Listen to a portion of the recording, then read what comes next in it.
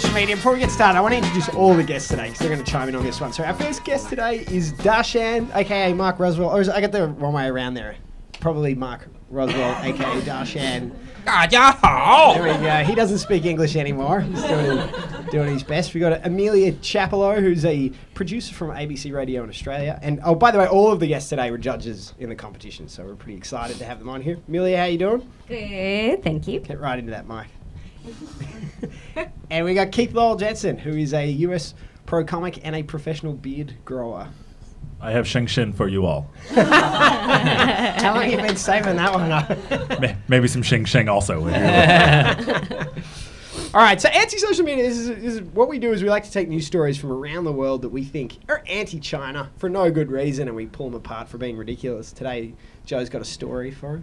Oh, yeah. Well, I reached back into the annals of history into MSN, MSN News, and this headline is, "Why is China's infrastructure so dangerous?" Open-ended question. I've noticed there's a recurring theme in the anti-China headlines. They love rhetorical questions. Oh, yeah. Just open-ended. Why are Chinese roads a total death trap?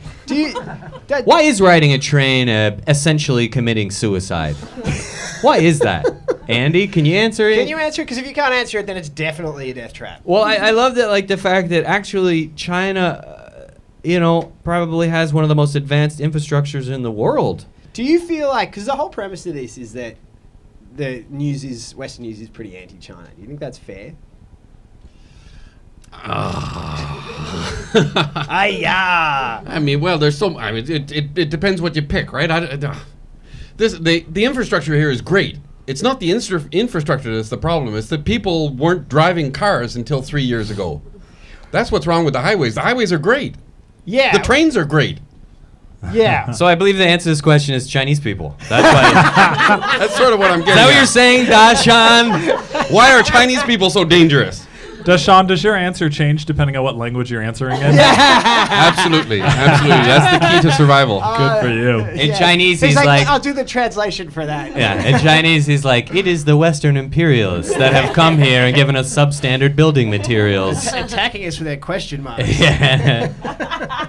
It's the question marks that are dangerous. I mean, I didn't watch this, but I mean, I've lived here now, and I've seen, when I first came to China, there were about 4 subway lines, and in 12 years, there are now, 15 or something. Like, the infrastructure here is insanely Developed quickly. developed. Yeah, I remember when I was here just before, because I moved here a year before the expo, and you could go on the metro, and they were updating the stops faster than they were updating the maps. So you could go past the end of the map. And you're like, oh, there's continues to be stops here. This is great. Venturing into the unknown. But, I don't know, Shanghai Metro, I've been on the Japanese one. That was pretty good. But I think Shanghai's going to be one of the best metros Talk in the about world. a dangerous infrastructure. Am I right, guys? They got all those octopuses and Godzillas and the... Oh, you're talking about the Japanese. Never mind. I'm talking about the happy subject of suicide. Where no, it's serious. In Japan, they have to institute all these laws to try to get people to stop doing that. They're super into that. That's historical, man. That's like seppuku, this modern day ritual disembowelment. Is there anybody else enjoying this like I am? We can help you change the subject. Okay. I was amazed. Invited this guy?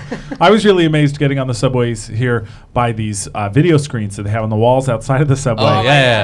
That are perfectly timed so that it appears to be a still image as you're going past. And then I was incredibly disappointed when Andy said, "It's a projector on the train, idiot." And I was like, "Oh, that's so simple. It's just a projector." It's on the walls. No, it's projected. See, I'm not the only one that thought I that. thought it was like the future technology. Yeah, It actually, definitely looked I was like so blown animation away or by it. something. The Me too. conversation I had with him, I was like, this is so funny. People think that there's a TV out there. And he was like, oh.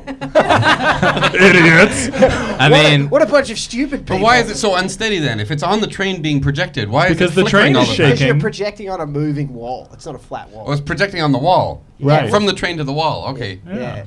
That's interesting. Don't you feel silly now? It's such a, Dashan, it's such a simple Don't assumption. worry. I Don't actually go there. Don't go there. I had actually thought there were little people living in the wall. So compared to you, So I'm the silly one. The answer is why is China's infrastructure so dangerous is because there's TVs along Yeah. Right. the sides of the metro. The problem is that they gave one of the TVs to the driver as well. They're like, we can't leave him out. He was like, it's very entertaining.